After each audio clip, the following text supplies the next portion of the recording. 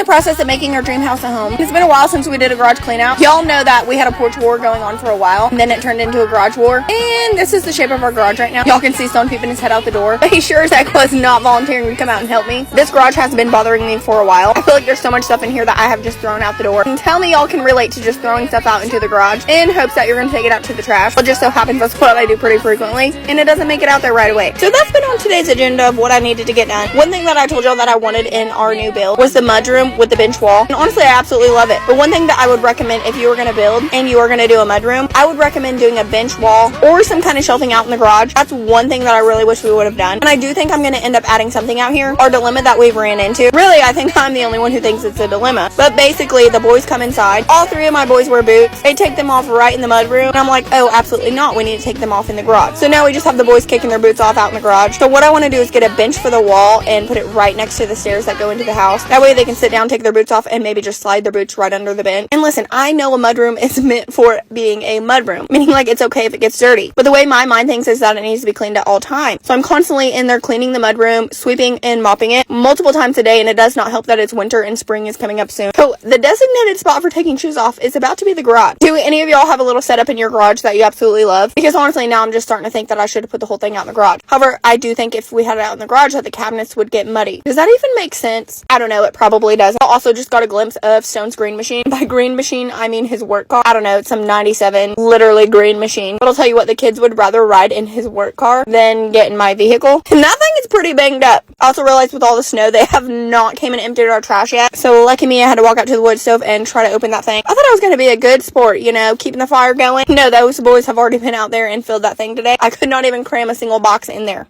And here's our porch war continued. Y'all remember those chairs we said we took to the train station? There's still one lingering around here. It has got to go. I really need to leaf blow these floors out. That's gonna wait for another day. And being a good sport.